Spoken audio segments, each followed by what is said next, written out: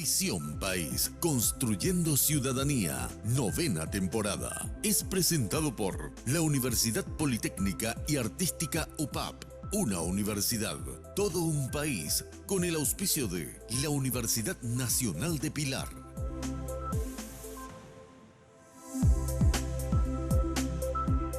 Bienvenidos a Visión País, buenas noches. Hay tantas cuestiones que se están desarrollando en el escenario político en nuestro país.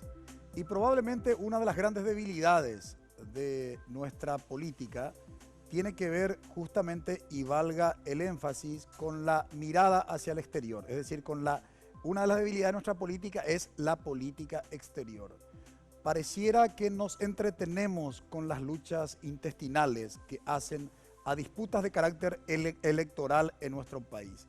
Sin embargo, casi a dos pasos o a un paso, a medio paso, a la vuelta a la esquina, utilicen ustedes la metáfora que quieran, está el año 2023, año en que se tiene que revisar el Tratado de Itaipú y donde en gran medida lo que se negocie en el año 2023, digo bien, dependerá la economía paraguaya, en gran medida lo que se negocia ahí. Pero hoy nos van a acompañar, digamos, investigadores que estuvieron precisamente haciendo un análisis de lo que implica la política exterior brasileña y todo lo que implica esta relación bilateral con el Brasil. Por cierto, el Brasil en estos últimos tiempos, después de haber sido un actor global, tanto en el mundo, digamos, económico como a nivel regional en lo que hace al liderazgo político, con estas crisis que tuvo, tanto en el escenario político, con la destitución de su última presidenta electa, Dilma Rousseff, y obviamente la repercusión en el ámbito económico, con la recesión económica que durante los últimos años estuvo experimentando el gigante país vecino de Brasil. No son datos menores para poder analizar la política exterior del Brasil y las repercusiones que tienen en Paraguay y de qué manera tendríamos que estar preparándonos para negociar lo que sería la revisión del Tratado de Itaipú, que, reitero, el próximo 2023 cumplirá 50 años de esa firma del tratado. Nos acompañan hoy en Visión País Fernando Masi, él es sociólogo y economista. Muy buenas noches, Fernando, y gracias por haber aceptado la invitación. Buenas noches. También nos acompaña hoy en Visión País Carlos Gómez, él es politólogo. Muy buenas noches, Carlos, y gracias por haber aceptado la invitación. Buenas noches, gracias a ustedes por la invitación.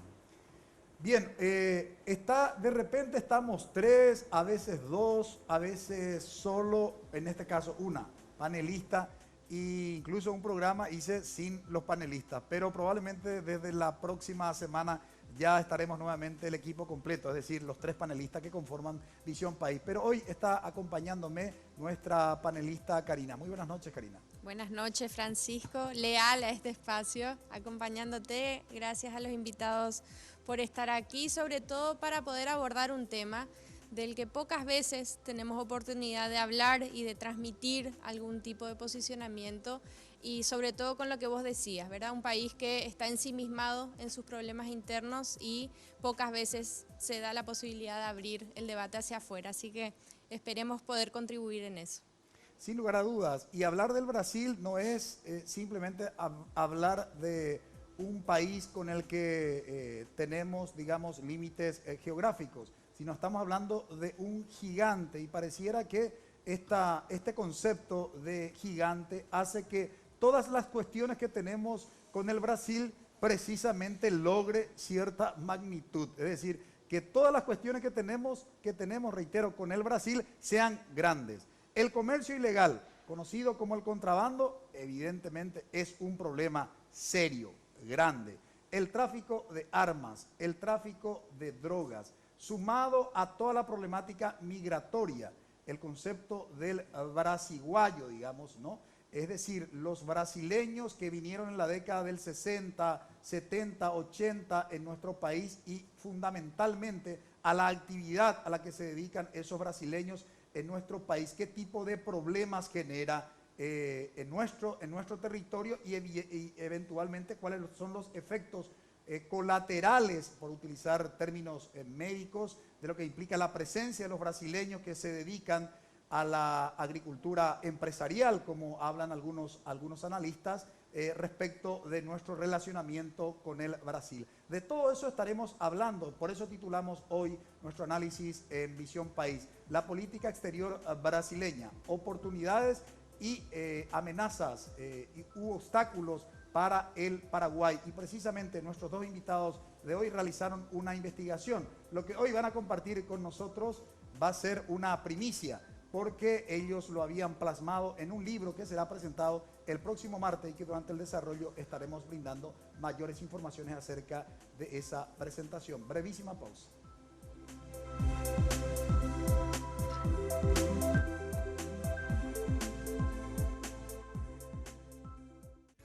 Esta idea es iLibro, una biblioteca virtual que ofrece a través de Internet una colección de más de 80.000 libros.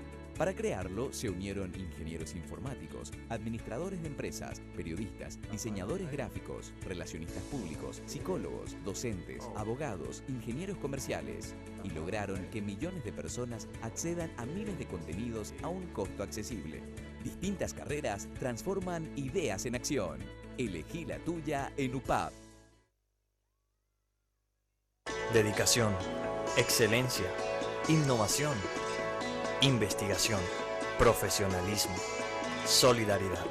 Son virtudes que el país demanda y hay personas como vos y yo que las estamos alcanzando. El desafío no es fácil, hay muchos obstáculos, pero siempre están las herramientas y la ayuda necesaria. No estamos solos en esta carrera, tenemos la fuerza, la capacidad y el corazón. Y porque amamos lo que hacemos, queremos ser los mejores para ofrecer lo mejor.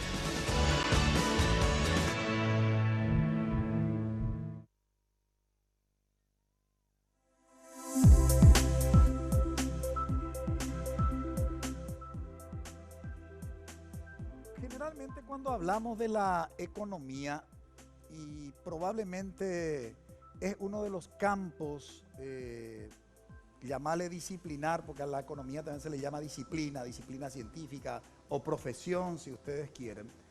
Probablemente la economía es una de las profesiones o una de las disciplinas que en estas últimas 3 décadas se jacta de ser, digamos, mundial y neutral.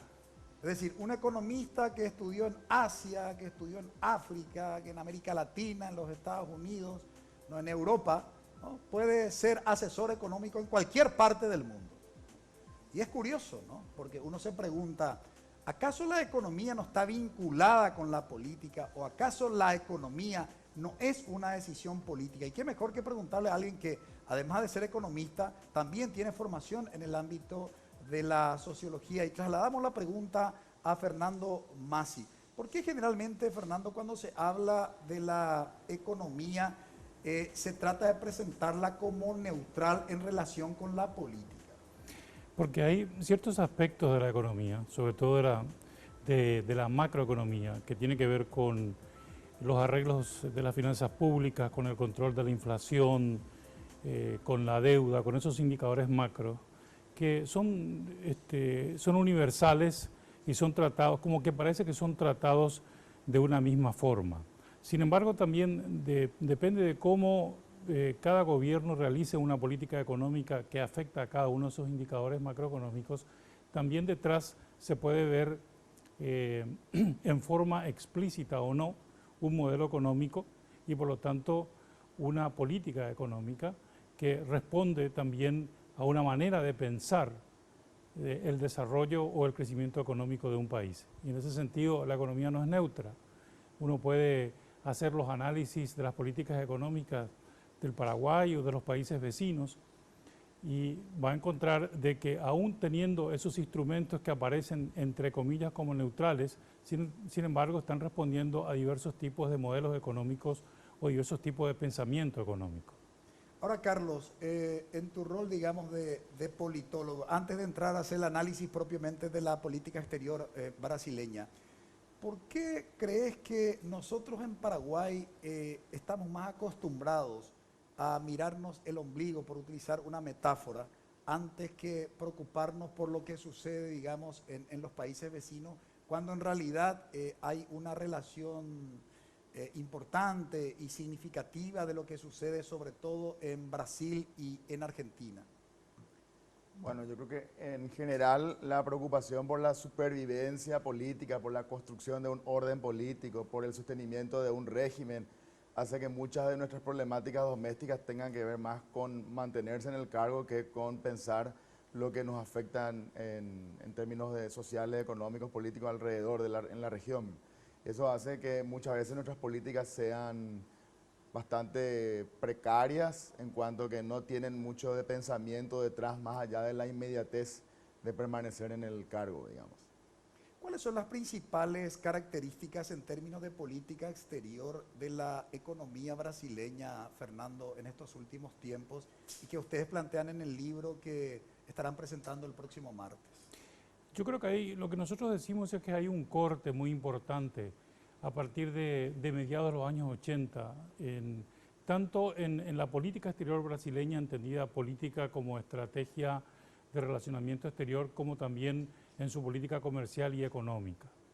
Y ese corte tiene que ver con el hecho de que por primera vez el Brasil deja de estar aislado del resto de América Latina y comienza un proceso, a partir de la integración, un proceso de integración, de relacionamiento profundo económico, no solamente con América Latina, sino que con países similares en Asia, con países similares en África, de ahí que también tenemos esta conformación final de lo que se llama el BRICS, que son las potencias emergentes, y todo con un tipo de aproximación que no tenía el Brasil antes de 1985. Y hay un corte muy importante, como dije, y sobre todo el gobierno Lula le ha dado un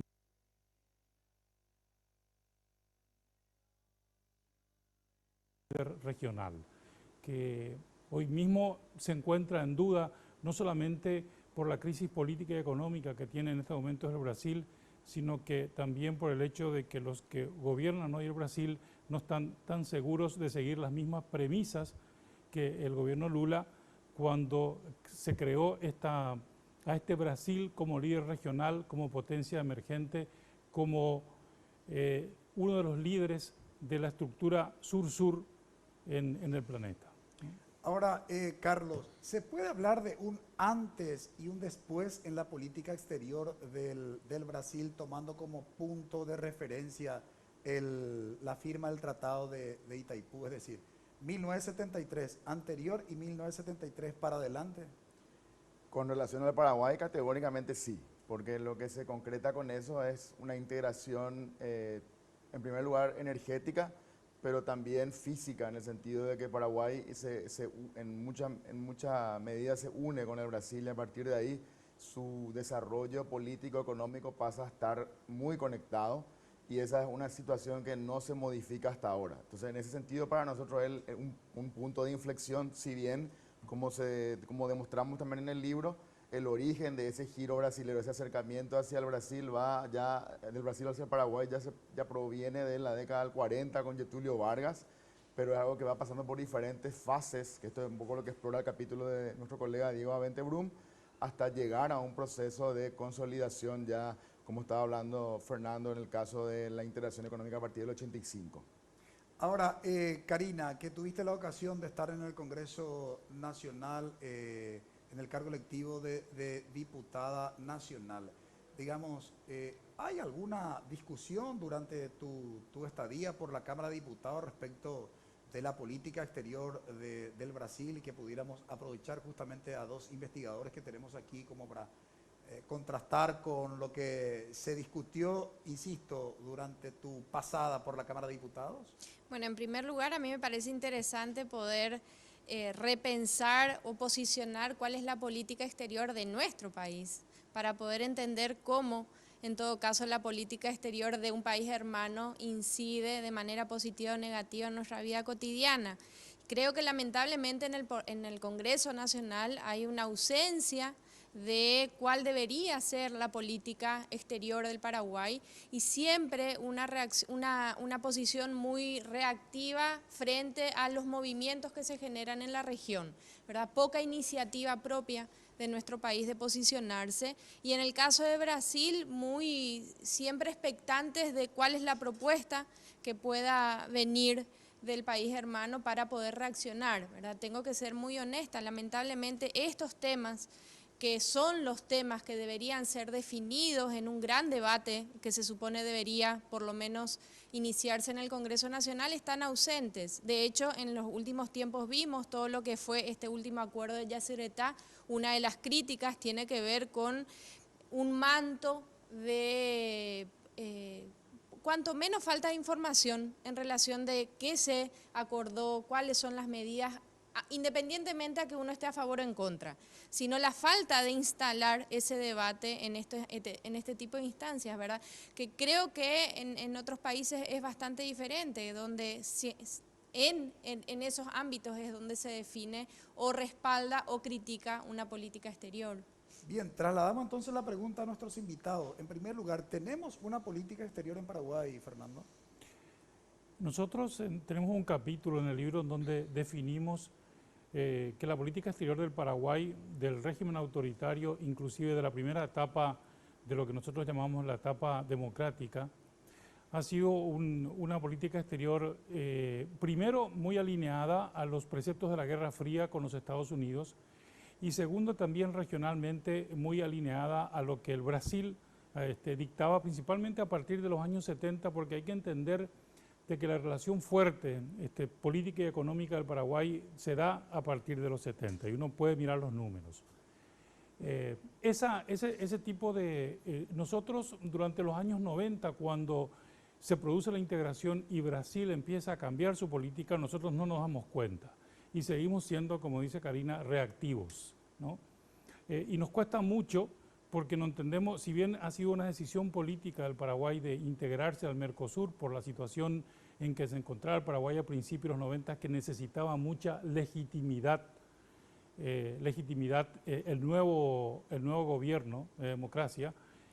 Sin embargo, no estamos totalmente convencidos de qué significaba la integración para nosotros. De hecho, lo que nosotros decimos es de que el Paraguay siempre buscó en el ámbito internacional la legitimidad de su sistema político, ya sea en el régimen autoritario y en la primera etapa del régimen democrático. Creemos, sin embargo, que hubo un cambio en la política exterior a partir del gobierno de Duarte Frutos. ¿Cuál fue ese cambio, Fernando? Y ese cambio es que nos volvimos un poco menos reactivos y más proactivos. Y uno puede ver eso, nosotros demostramos, sobre todo con respecto al Brasil, cuáles fueron las iniciativas que se dieron tanto en el gobierno de Duarte Frutos como en el gobierno de Lugo, en donde fuimos proactivos y empezamos a tener una política exterior, no de esperar que el exterior nos legitime, sino que de empezar a entender cuáles son nuestros intereses y pelear por esos intereses en las diversas mesas de negociaciones, que fueron fundamentalmente mesas de negociaciones del Mercosur y en el caso de Brasil bilateral, como que llegando a su punto máximo con el memorándum del año 2009 entre el gobierno paraguayo y brasileño. Bien, volveremos sobre ese tema a la vuelta de la pausa. Y hay cuestiones realmente confusas cuando hablamos de nuestra relación con el Brasil. Por ejemplo, muchos plantean como una amenaza la presencia de los brasiguayos en los departamentos del este del país. Sin embargo, se construyen discursos que hacen a la integración. Toda la problemática que tiene que ver con la ilegalidad, comercio, armas, drogas, ¿hay algún tipo de solución? Si no es desde Paraguay, desde la política exterior del Brasil. Todas estas dudas, estas preguntas, estaremos trasladando a nuestros invitados. Brevísima pausa, no se muevan, ya volvemos.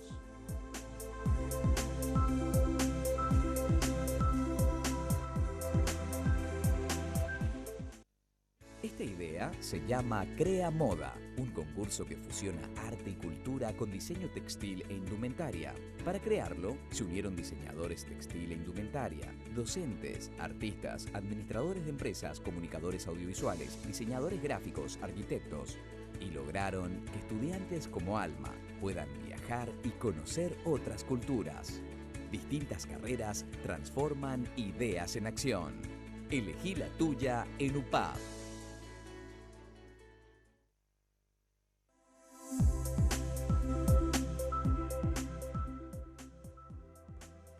Decíamos en el bloque anterior que algunos interpretan de una manera la presencia de los brasileños que se dedican a la agricultura mecanizada en los departamentos del este del país. Y cómo entenderlo dentro del contexto de la política exterior del Brasil y cómo entender desde Paraguay, digamos, esa situación dentro de la relación, reitero, bilateral con el Brasil, Carlos. Bueno, lo que nosotros revisamos es que en el libro, ¿verdad?, es que el origen de esa migración es producto de un proceso de intensificación del modelo capitalista de producción en el campo que aumentaba los tamaños de las propiedades para hacer monocultivos a escala, generando el desplazamiento de muchos campesinos brasileños de tamaño pequeño a mediano, digamos, hasta 100 hectáreas en muchos casos, ¿verdad?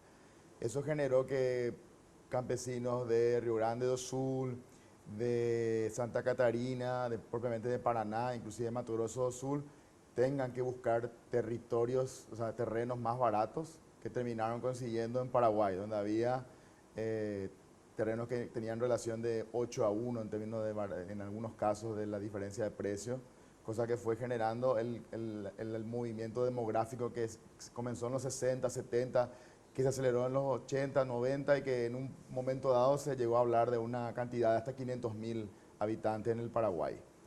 Esto, por supuesto, generó un crecimiento muy importante en el sentido de que ellos vinieron a desmontar los bosques de la región y hacer un proceso de producción intensiva en el campo.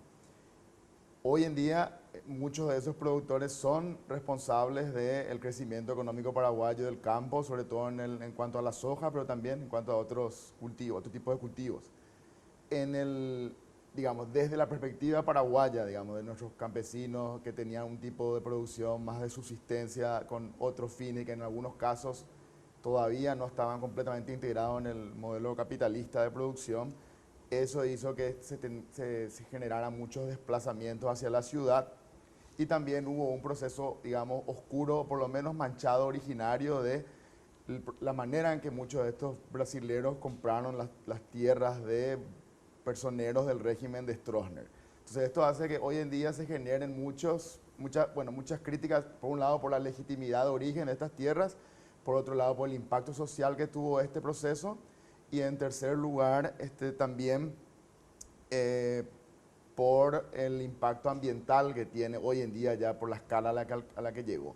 Entonces lo que se plantea desde la perspectiva paraguaya es que el gobierno tendría que regular este proceso, de alguna manera tasar de una forma que sea más equitativa el tipo de producción que ellos están sacando, en el sentido de que finalmente ellos están explotando unos bosques ancestrales que están pasando por su proceso de mayor productividad, 50 a 100 años que probablemente nunca van a volver a tener y que sin embargo ellos están pagando cifras irrisorias en términos impositivos.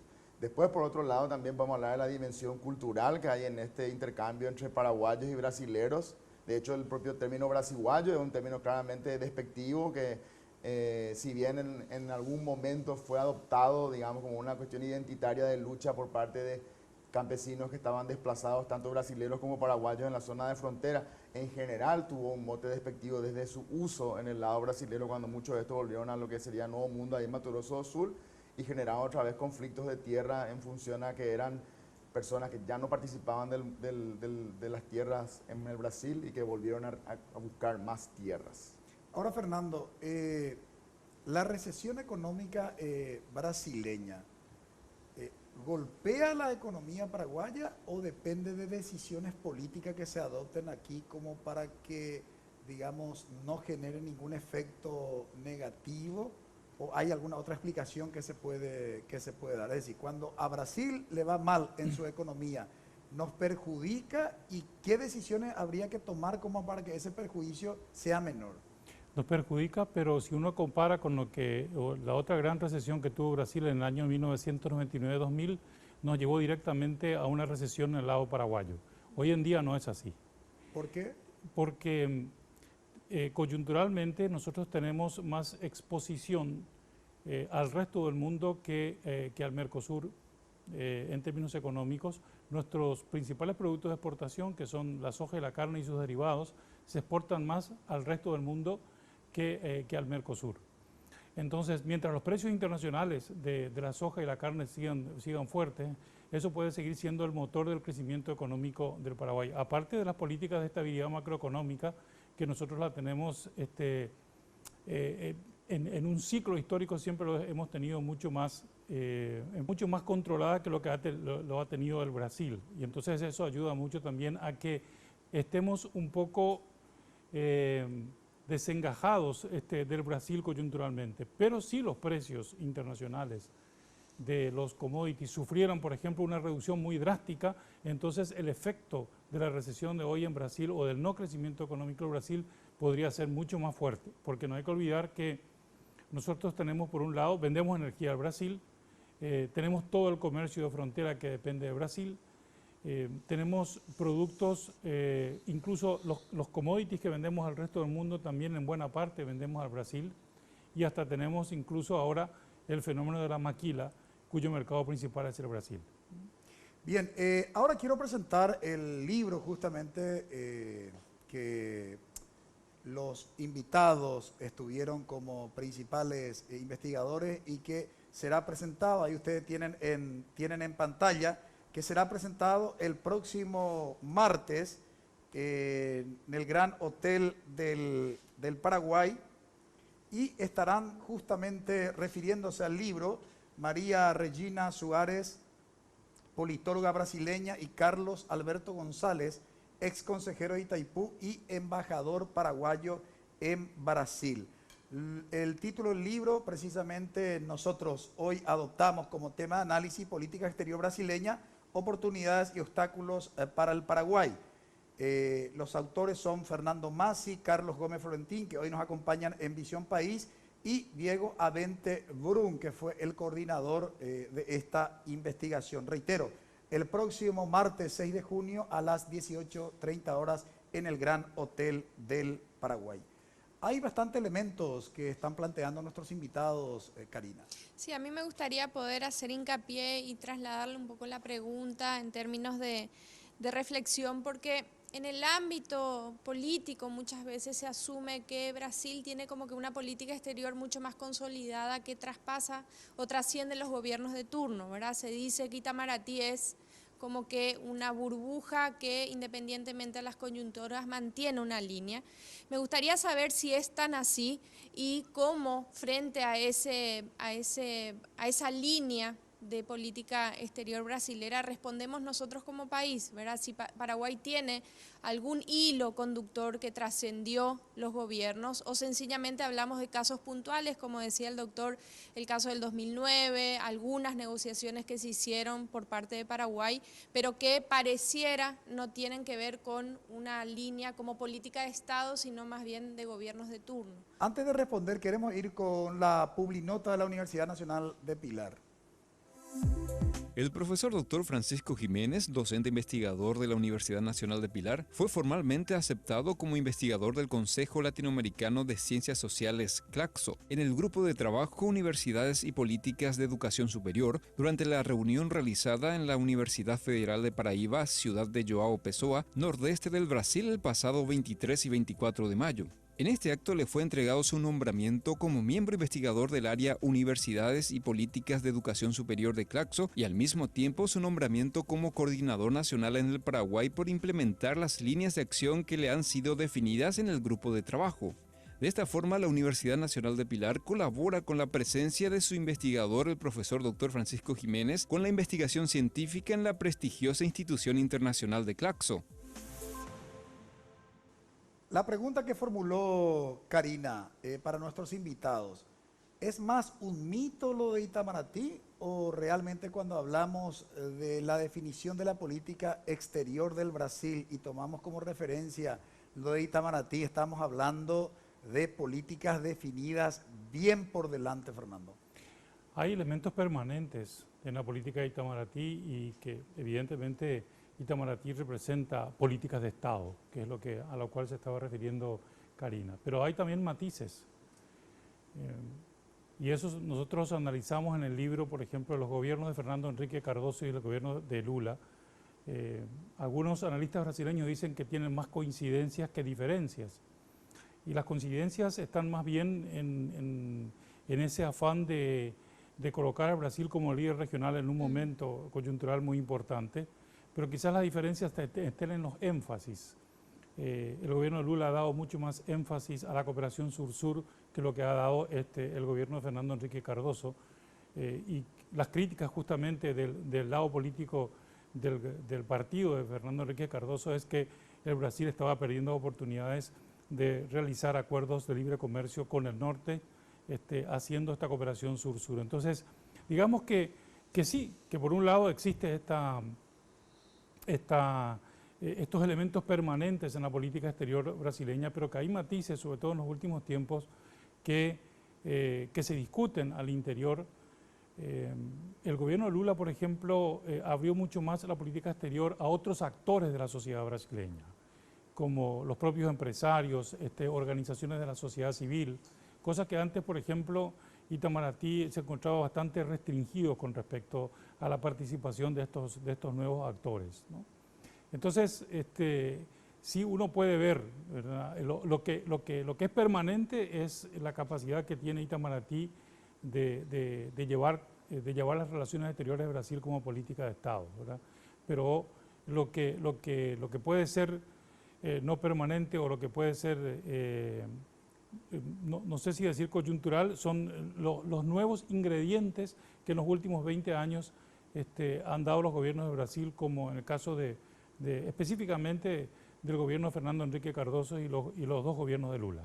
¿Cuáles serían las razones, Carlos, que en Paraguay nuestra política exterior no esté mirando, digamos, al futuro y muy promisorio, por citar una referencia al 2023 que va a ser trascendental para nosotros, sobre todo desde el punto de vista económico, del eventual ingreso, dependiendo de lo que logremos en la negociación, que la clase política nos esté ocupando? Porque hoy que ya comenzó la campaña electoral con vista a las elecciones del 2018, no he escuchado a ninguno de los potables candidatos a hacer una mínima referencia al 2023. ¿Cuáles serían las causas que explicarían ese motivo? Sí, la verdad que la pregunta es, yo creo que es una pregunta de investigación en general, porque fíjate que inclusive Lugo, que llevó la bandera de Itaipú, y creo que tradujo con esa premisa, con ese asunto de interés en su plataforma política, una larga construcción histórica de reivindicación sobre los derechos de Itaipú que se fue generando en Paraguay desde la época en que, inclusive antes de que se firme el tratado. Y de hecho muchos de los protagonistas de la resistencia en la época de la dictadura terminaron renegociando ese tratado en el 2008-2009, cuando fue lo de Lula y Lugo. Hoy, digamos, ni siquiera hablan del tema. Inclusive se habla de que el Brasil está sondeando ya informalmente a políticos y actores importantes paraguayos sobre cuál va a ser el esquema de renegociación del 2023 y buscando construir algún tipo de consenso ya previo. Entonces, lo que uno, si voy a explicar históricamente, yo tengo la impresión de que en general el Paraguay estuvo muy consumido por disputas internas y además estuvo muy condicionado también en sus oportunidades de salir al exterior y de vincularse con el mundo de afuera, en el sentido de que durante la primera época la idea era despojarse de la tiranía geográfica que le llamaban antes los actores de la época a lo que representaba la relación con Argentina, vía fluvial y vía tren, hasta que se abre la ruta al este. Después hay como todo un proceso de descubrimiento de esa alternativa brasilera, y es como que el Paraguay se prendió a esa primera alternativa histórica que se le presentó en la historia. Y hasta hace poco no podíamos todavía sacudirnos de esa alianza histórica con el Brasil, y recién ahora estamos empezando a evaluar eso. Yo creo que se ha dado, y hay muchos protagonistas políticos importantes que hicieron estos análisis. Creo que inclusive a nivel Congreso antes había actores que eran más relevantes que estudiaban estos temas. Hoy sí creo que hay un vacío en el tema, y sin embargo creo que si bien a nivel élite hay una falta de construcción de la política exterior paraguaya, se puede hablar inclusive de que hay una, similar a lo que estaba explicando Fernando, que pasa en el Brasil hoy en día, que es como que se politizó la política externa brasilera, a diferencia de lo que ocurría antes, cuando era como que la sociedad política no participaba del debate.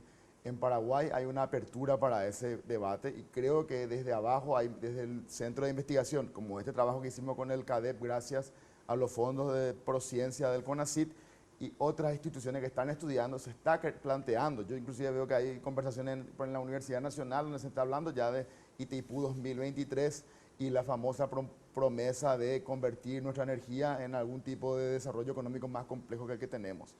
Entonces tal vez desde otros actores, no necesariamente la élite intelectual paraguaya solamente, se pueda generar ese espacio de construcción de una visión paraguaya sobre un asunto tan interesante como es la energía. Bueno, con esa lucecita de esperanza que acaba de lanzar nuestro invitado Carlos, en el próximo bloque vamos a estar justamente hablando qué pasaría en el 2023 con Paraguay durante la revisión del tratado, donde tiene que haber una revisión de qué básicamente, de la organización financiera, como los autores del libro que va a ser presentado el próximo martes dicen, y lo que tiene que ver con la venta de servicios, es decir, de la energía en precios reales del mercado. Porque hoy lo que Paraguay está recibiendo por vender energía al Brasil, bueno, el monto, trasladaremos la pregunta a nuestros propios invitados para que nos puedan decir por lo menos el monto estimativo y lo que significaría para la economía paraguaya esa renegociación del año 2023. Brevísima pausa.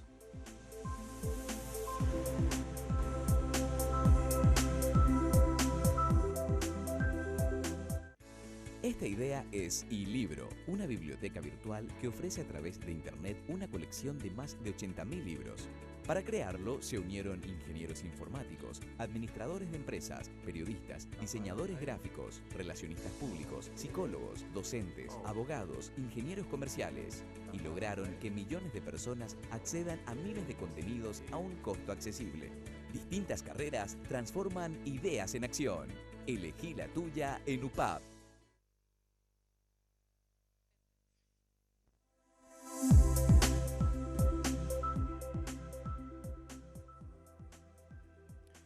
Decíamos en el bloque anterior que es importante tomar conciencia acerca de la renegociación, de la revisión del Tratado de Itaipú en el año 2023. Y trasladamos la pregunta a nuestros invitados. ¿Por qué, Fernando, es tan trascendental como país y para la economía, digamos, de Paraguay lograr una buena negociación en el año 2023? Sí, suponemos de que ese año la deuda de Paraguay con Itaipú es cero. Suponemos también, son todas suposiciones, suponemos también que el precio no sería un precio muy menor al del mercado, como actualmente estamos recibiendo en la venta de energía al Brasil.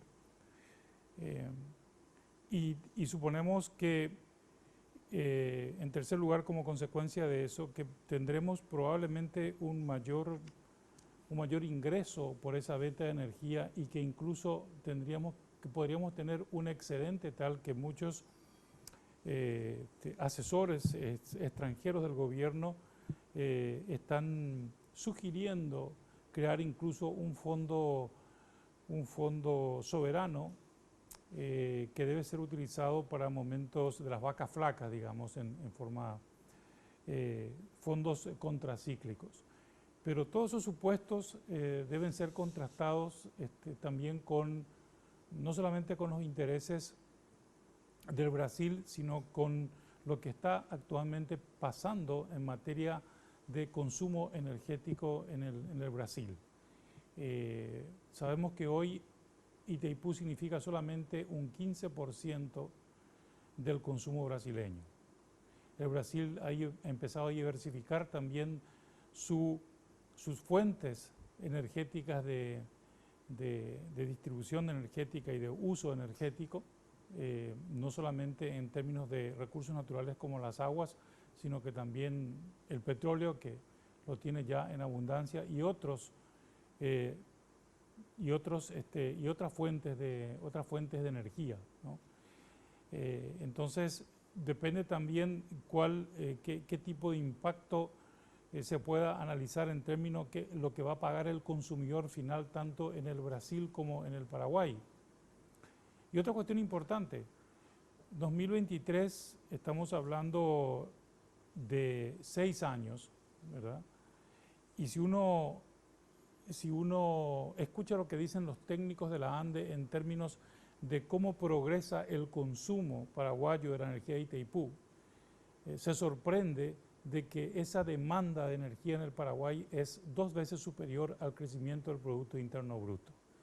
Y es por eso que se vaticina que para el año 2030, 2035, el Paraguay puede estar consumiendo todo lo que le pertenece del 50% de la energía de Itaipú y por lo tanto sin chances de venta al Brasil.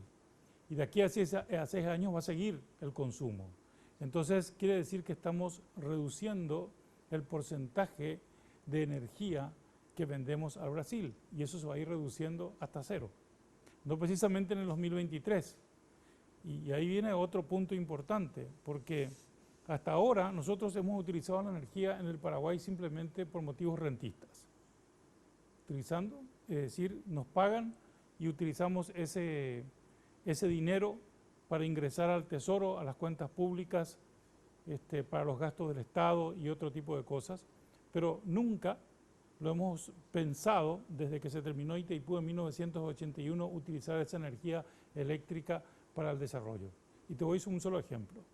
Desde 1981 hasta que se hizo la línea de 500 kV en el 2014-2015, pasaron más de 30 años, el Paraguay no tenía una sola línea de potencia como el 500 kV. Teníamos solamente 200. ¿Eso qué nos está diciendo? Yo no soy técnico en eléctrico, porque lo que nos está diciendo es que cuando nosotros tenemos mayor potencia, si nosotros hacemos líneas a mayor potencia es porque estamos pensando de que va a haber usos fuertes y por lo tanto industriales de la energía eléctrica. Nunca lo pensamos. Entonces, Itaipú nunca fue pensado para el desarrollo, fue pensado solamente por motivos de renta. Antes de formular la pregunta al otro invitado, mañana lunes hay una presentación de un libro también en la Universidad Nacional de Pilar. El libro titulado No da más del Dr. Benjamín Fernández Bogado será presentado mañana lunes a las 19 horas en el aula magna de la Facultad de Humanidades de la Universidad Nacional de Pilar. El proceso democrático se ubica como uno de los ejes del nuevo libro del comunicador. Fernández Bogado es considerado uno de los más notables ensayista e intelectual paraguayo. La presentación del libro estará a cargo del profesor Dr. Francisco Jiménez, docente investigador de la Universidad Nacional de Pilar. Carlos, todas estas cuestiones, en el libro hablas básicamente de 3 criterios o 3 ideas que desarrollás en términos de lo que es el Tratado de Itaipú, la cuestión migratoria, y hay un tercero que en este momento no estoy recordando. ¿Podrías compartir con la audiencia cuáles son esas 3 ideas o 3 criterios que denominás y en términos de política exterior desde Paraguay, cómo hay que entenderla? Sí, como estructurábamos el libro, había una parte política y otra económica, y en la tercera entraron los demás temas subyacentes, podemos decir, que son político-económicos sociales. Y eso es lo que nosotros llamamos, por un lado, el problema de las migraciones, que conversamos previamente, y otro sería la agenda fronteriza, lo que tiene que ver con la convivencia en la frontera. Y ahí entra lo que vos habías mencionado de los ilícitos, el tráfico, de todo tipo de cuestiones ilegales, que responde en lo que nosotros revisamos en la literatura y en lo que investigamos, responde también a lo que decía Fernando de un modelo proteccionista brasilero que recién se rompe en el 85 y que facilitó que se montase una serie de organizaciones, podemos decir criminales de algún tipo, que funcionaban en connivencia con autoridades brasileras y paraguayas. Entonces, el problema de la zona de frontera es que requiere cooperación mutua para poder establecer algún régimen más gobernable que el actual. Nosotros vimos todo lo que pasó ahora con el asalto a Prosegur, donde prácticamente un grupo de criminales sitió la ciudad. Entonces, eso pasa en Ciudad del Este y aparentemente a nadie le genera mayor novedad. La realidad es que eso es producto de la falta de gobernabilidad que hay en la frontera paraguayo-brasilera por lo poroso que son las fronteras y por el esquema de relacionamiento que se generó entre dos vecinos, uno poderoso y uno más débil, en el cual generalmente los criminales escogen un gobierno que menos presente, como el paraguayo en la zona de frontera, para centralizar sus actividades delictivas. Entonces hasta ahora nosotros seguimos sin encontrarle una respuesta a eso y probablemente la única respuesta posible va a ser una respuesta producto de una agenda común y de la cooperación. Ahora, probablemente lo que voy a comentar es una cuestión anecdótica, ¿verdad? Pero recuerdo que un amigo español, bueno, que estuvo por aquí, quería conocer las cataratas del Iguazú, le acompañé y se sorprendió cuando nosotros cruzamos sin ningún problema y sin ningún control, a eso le llamo sin problema, sin ningún tipo de control el puente de la amistad, ¿verdad? Y me dice él, ¿cómo es posible que ingresemos a otro país, ¿verdad?, y no haya ningún tipo de control? Y eso pongo un poco en perspectiva de lo que implica hasta incluso el crimen organizado. O sea, cualquiera puede cometer algún tipo de delito o en Brasil o en Paraguay y cruza sin ningún inconveniente, digamos, la frontera. Eso se da no solamente en Ciudad del Este, se da también en, digamos, en Pedro Juan, en Salto del Guairá. No hay ningún tipo de control. Y sin embargo, el mensaje que da en algunas situaciones el Estado brasileño es que, digamos, como que ellos tienen el control respecto de las situaciones, por ejemplo, del crimen organizado. Entonces, movilizan militares en la frontera con tanques de guerra, etcétera, que es más, desde mi punto de vista, un marketing, ¿verdad?, que una política real. Entonces, de repente yo no entiendo esta situación en términos de política exterior brasileña, lo que hace al tema de la seguridad en la frontera, porque somos noticia a nivel mundial. Brasil, Argentina y Paraguay, estoy hablando de la triple frontera, ¿verdad?, porque ahí nos vinculan con el tema del terrorismo, lavado de dinero, contrabando a gran escala. Entonces, ahí es donde yo no comprendo, digamos, la política exterior del Brasil y del mito, digo bien, de Itamaraty, ¿no? Karina. Sí, a mí me gustaría tomar tu ejemplo, Francisco, pero también darle la otra mirada. O sea, realmente en los últimos años incluso hubo un debate interno en el gobierno de Lula, bueno, aquí cuando estábamos en el gobierno de Lugo, donde incluso se había planteado la posibilidad de cambiar el nombre al Mercosur por el contenido social de la integración de los pueblos de cada uno de los países, ¿verdad? Uno dice, claro, por un lado el tema de seguridad, pero por otro lado, ¿quién no pudiera soñar en efectivamente fronteras amigables, sin tanto control y persecución al hermano que cruza? O sea, pensar también desde esa perspectiva y preguntarles, ¿verdad?, en esta investigación si tuvieron oportunidad de indagar ese otro componente que tiene que ver con la integración social, cultural, no solamente en el plano económico, que sin lugar a dudas nos marca el día a día, sino también sobre todo lo que fue el periodo de gobiernos progresistas que permitieron esta otra mirada del intercambio. Y repito, cuando incluso el Mercosur llegó a plantearse que debía cambiarse el nombre porque no era solamente el mercado común, sino era la perspectiva de la solidaridad entre los países, el intercambio en educación, en salud y demás. ¿Cómo quedó todo eso después de, bueno, que fueron cambiando las coyunturas y los gobiernos y la perspectiva de los gobiernos en cada uno de los países? Fernando. Sí, el Brasil, con el gobierno de Lula, introdujo esos temas en la agenda del Mercosur. Específicamente en la agenda 2003-2004 del Mercosur introdujo todos esos temas y gracias a los cuales nosotros nos beneficiamos, específicamente en términos de las asimetrías, porque las asimetrías no fueron contempladas en el Tratado de Asunción. Según el Tratado de Asunción, podíamos llegar al mercado común y el mercado lo resolvía absolutamente todo, cuando que ni siquiera en un proceso de integración tan completo como el europeo, eso fue posible.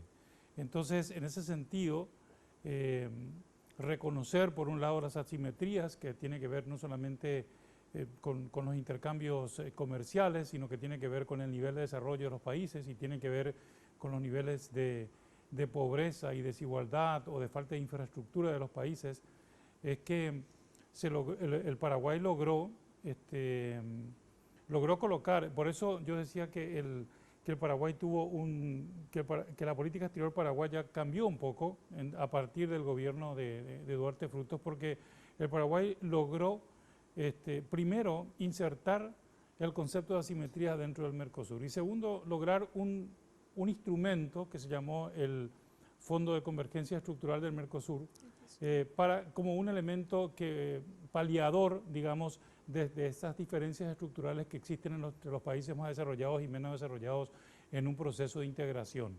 Es decir que el Paraguay se ha beneficiado justamente de esa visión diferente que el gobierno de Lula ha introducido, no solamente él, sino que también hubo una iniciativa paraguaya en términos de la propuesta. La propuesta de las asimetrías, repito, el concepto de asimetrías lo introdujo el Paraguay. La propuesta que fue aceptada como Fondo de Convergencia Estructural del Mercosur en un 90% fue propuesta paraguaya. Que benefició no solo a Paraguay, sino también a Uruguay. Claro, benefició a los dos países, pero la mayor cantidad de dinero, es decir, de 100 millones de dólares anuales que debían contribuir cada uno de los países de sus presupuestos públicos, 48 millones le correspondía a Paraguay. Incluso, digo más, el presidente Tabaré Vázquez, en su primer periodo, porque ahora está en su segundo periodo, en el año 2005, cuando se aprueba la decisión 1805 que llevó al FOSEN, dijo: el FOSEN es el buque insignia del Paraguay en el Mercosur. Palabras textuales de él. Lastimosamente se me fue el tiempo, pero por lo menos quiero darte 30 segundos, Carlos, para una reflexión final. El tema social y cultural en esta relación, digamos, bilateral con el Brasil. ¿Cómo tendríamos que abordar? Yo creo que la clave para entender la relación social, lo que decía Karina del encuentro de los pueblos hermanos, está justamente en estas regiones de frontera, justamente donde están las poblaciones más demonizadas, si se puede decir, incluso todo en el caso de la triple frontera, en la frontera seca con el Brasil al norte, donde realmente uno puede ver que la gente que vive a ambos lados de la frontera experimenta una identidad común.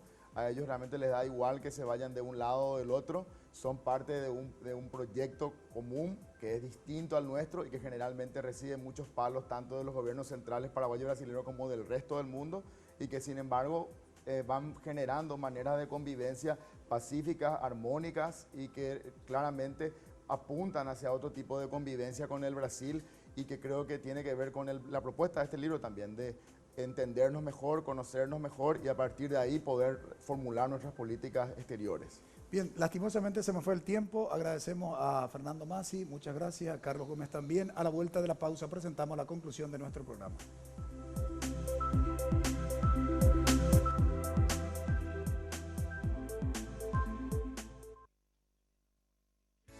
Esta idea es iLibro, una biblioteca virtual que ofrece a través de Internet una colección de más de 80.000 libros. Para crearlo se unieron ingenieros informáticos, administradores de empresas, periodistas, diseñadores gráficos, relacionistas públicos, psicólogos, docentes, abogados, ingenieros comerciales, y lograron que millones de personas accedan a miles de contenidos a un costo accesible. Distintas carreras transforman ideas en acción. Elegí la tuya en UPAP. Dedicación, excelencia, innovación, investigación, profesionalismo, solidaridad. Son virtudes que el país demanda y hay personas como vos y yo que las estamos alcanzando. El desafío no es fácil, hay muchos obstáculos, pero siempre están las herramientas y la ayuda necesaria. No estamos solos en esta carrera, tenemos la fuerza, la capacidad y el corazón. Y porque amamos lo que hacemos, queremos ser los mejores para ofrecer lo mejor.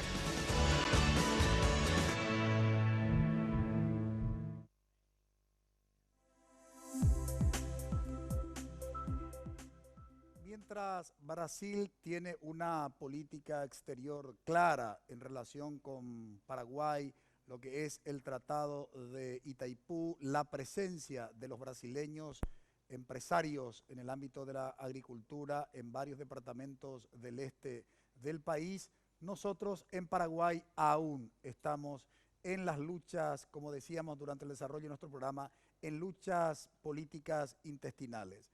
No hemos sido capaces de levantar la cabeza y mirar el año 2023 para ver de qué manera vamos a sentarnos a renegociar el Tratado de Itaipú. En el año 2023 se cumplirán 50 años de la firma de aquel tratado. Lo cierto y lo concreto es que Paraguay hoy, como nos decían justamente nuestros invitados, no tiene una definición clara respecto de las negociaciones que tendrá que hacerse. Esperamos realmente que los políticos hoy que están en pugna para las elecciones del próximo, las próximas elecciones generales 2018 puedan incluir en su agenda con claridad lo que hace a esa revisión del tratado. Y por supuesto, no solamente mirar lo político y lo económico en términos de política exterior con el Brasil, sino también aspectos, como señalaba nuestra panelista Karina, aspectos que tienen que ver con lo social y cultural. La integración no puede focalizarse solamente en el ámbito estrictamente académico. ¿Por qué? Porque precisamente las relaciones con el Brasil o con cualquier país limítrofe trasciende básicamente el área económica. Por eso esperamos que se instale esto y que la sociedad también, a través de sus distintos actores, tenga una participación activa, de tal manera que los que sean designados como negociadores busquen lo mejor para el país. Agradecemos su preferencia, que tengan un buen inicio de semana. Buenas noches.